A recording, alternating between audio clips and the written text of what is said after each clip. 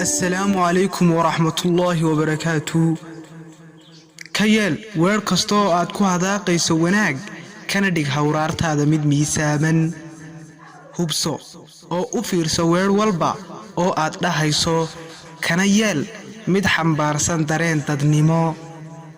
marka aynu maqalno qof dhintay waynu murugoonaa, marka aynu maqalno qof dhashayna waynu farxanaa. noloshuna mar walba waa farxad iyo murugo ee dooro oo u hanqaltaag mar waliba aakhiro waa badbaadi farxadda dhabta ahina jidka Allah ayay taalaaye. hadal aad arkayso xaqiiqadiisa ha ku raadin xaqiiqadiisa dood. ha aaminin kan ku dhahaya waxba taqaan ee mar waliba ogow inay jirto wax ka dhimani. samayso fursado iyo xilliyo aad naftaada ula hadasho si adag uguna canaanato si fudud. والسلام عليكم ورحمة الله وبركاته.